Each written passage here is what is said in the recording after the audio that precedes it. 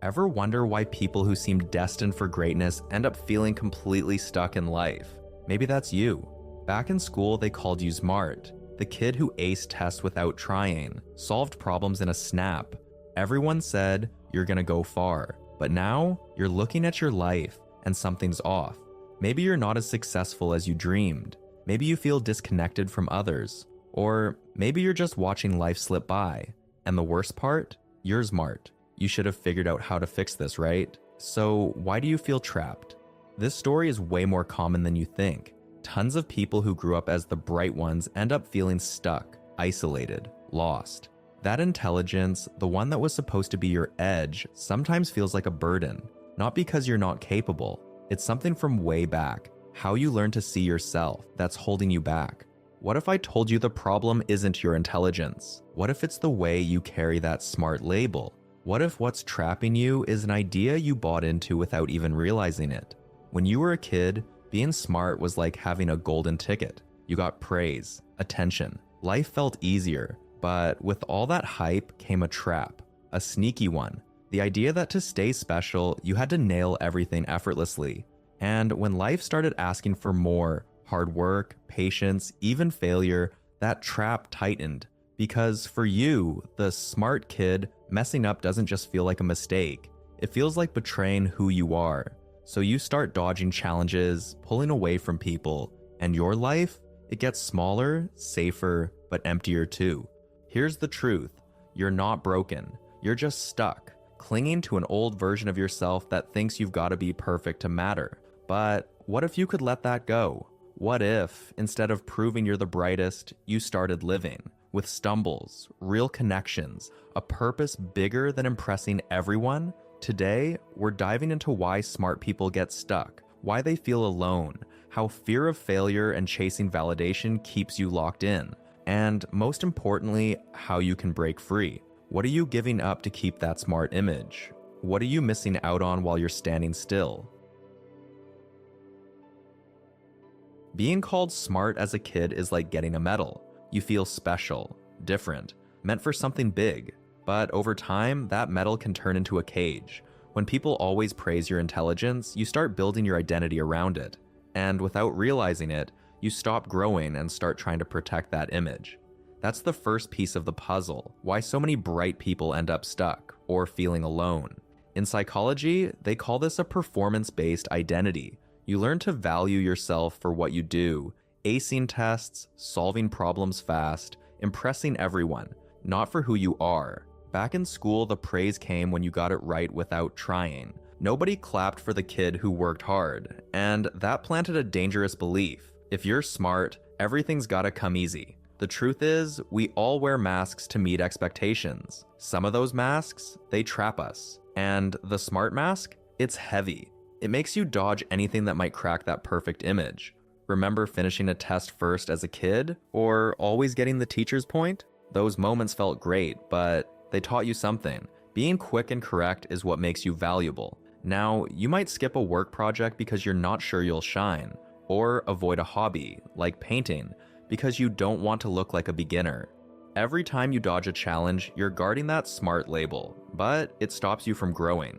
This cage has another side, loneliness. Growing up as the different one makes you feel out of place. You skip activities to avoid being average or stay away from groups because you're scared you won't stand out. Studies on clever kids show they often develop cognitive empathy. They understand what others feel, but still struggle to connect emotionally. Ever caught yourself overthinking every word in a conversation instead of just being there? It's like every chat's a test you need to ace. That's exhausting, and it pushes people away. So, how does this trap you? Every risk you dodge reinforces the idea you've got to be exceptional.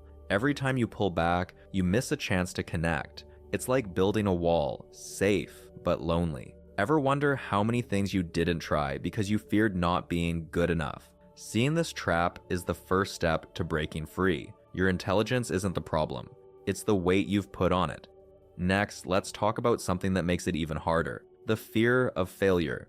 If you're enjoying the content, don't forget to hit that subscribe button. Thank you for your support. Ever get that knot in your stomach when things don't go as planned? If you grew up as the smart one, messing up feels like the world's pointing at you. It doesn't even have to be a big fail. Maybe you blank in a meeting or take too long to learn something new. When your identity's tied to being brilliant, every mistake screams, "You're not who you thought." This fear comes from childhood praise. People cheered when you got things right fast, not when you tried hard. Effort felt like something for less smart kids, so when life demands hard work, learning a new skill, handling a tough boss, or building friendships, you hesitate. Because to you, effort feels like weakness. Have you ever avoided asking for help at work because you didn't want to seem clueless? Or held back from approaching someone because you were scared of rejection? Those choices are the fear of failure speaking. In neuroscience, this is called loss aversion. Our brain fears losing more than it desires winning.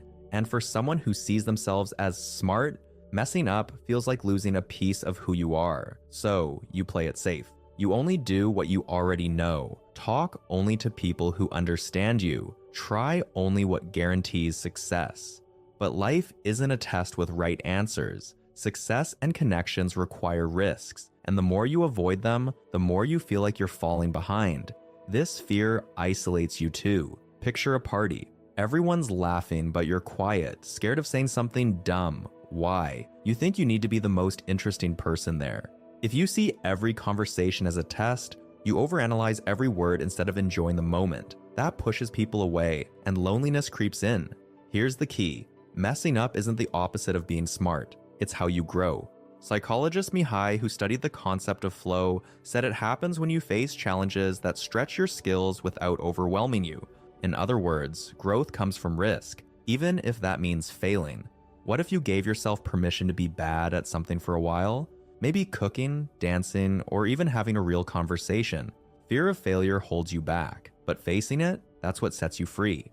Now, let's look at how pride turns that fear into isolation. Being smart often comes with a quiet pride. You see yourself as different, maybe a bit above others. Not that you're trying to be arrogant, but when life gets tough or loneliness hits, it's easier to say, "No one gets me," than to admit you want connection, but don't know how. That's pride. It makes you feel like you're above it all, above others, above the messy process of life.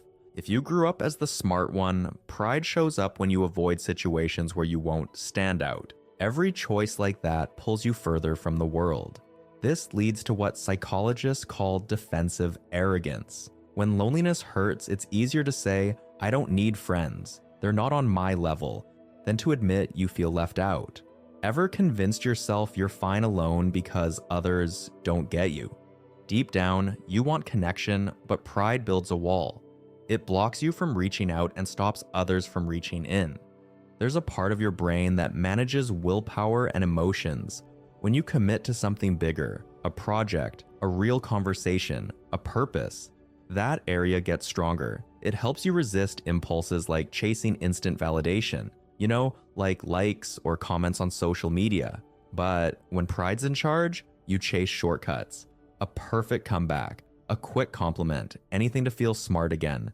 That's a trap. The more you chase validation, the less room you have for real connections. Picture wanting to join a running group, but instead of showing up and starting slow, you back out, afraid you won't keep up. That's pride talking. Now picture yourself going anyway, jogging at your own pace, laughing with the others when you fall behind. That simple moment, that's where connection happens. Ever thought about how many moments like that you've missed just because you were afraid of not being the best? Pride keeps you safe, but it also keeps you alone. Let's see how humility can change that.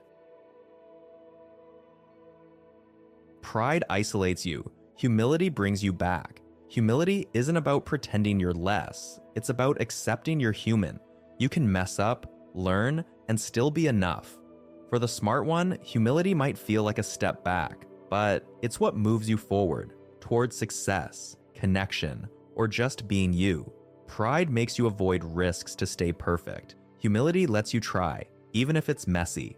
Think of a musician learning to play. They start with wrong notes, off-key sounds, but they keep going. That's how greatness is built. And smart people often forget this. Ever avoided something just so you wouldn't look like a beginner? A music class, a study group, a new job challenge, every no driven by pride is a no to your growth.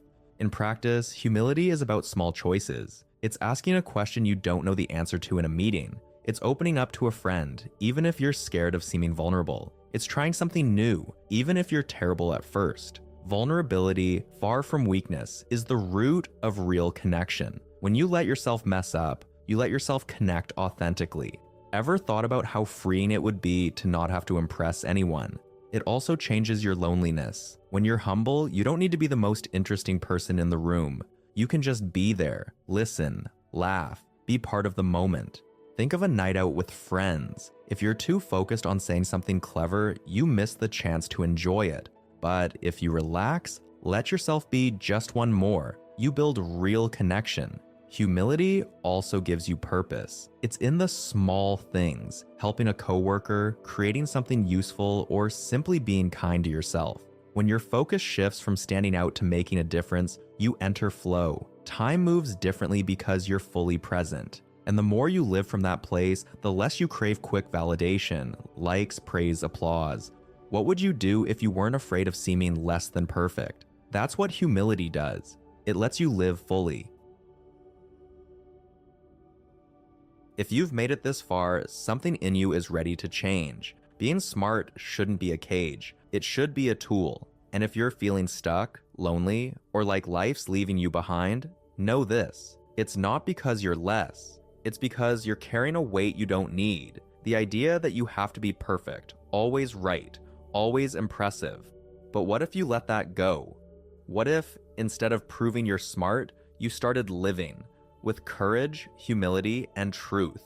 Picture your life as a road. For years, you've been stuck in one lane, trying to follow the perfect path. No detours, no mistakes. But that road, it's led you to a place where you feel stuck, with no room to breathe. Now you can choose a new route, one where detours are okay, where it's fine to mess up, learn, and even change direction when you need to. This road isn't straight, but it's full of possibilities. It leads to new connections, challenges that help you grow, and a version of you that doesn't always have to be on guard, trying to look flawless. Here's what matters. People who judge you for trying something new, they're not seeing you, they're seeing their own insecurities. The right people, the ones who value you, will respect your courage to be imperfect. And most importantly, you'll respect yourself. You'll look at yourself and see someone who chose to grow, even when it was hard. So let me ask you, what if you could just be yourself without all the pressure? Are you willing to pay the price of freedom, to try, to fail, to try again as many times as it takes? If this hit home, drop a comment. Let me know what you think. Give this a like and subscribe to the channel and share it with a friend who needs to hear it. If this made you see things differently, check out the other videos on the channel. I bet you'll find more that speaks to you. And whatever you're doing or thinking about doing, start today. You don't need to be perfect. You just need to take that first step. See you soon.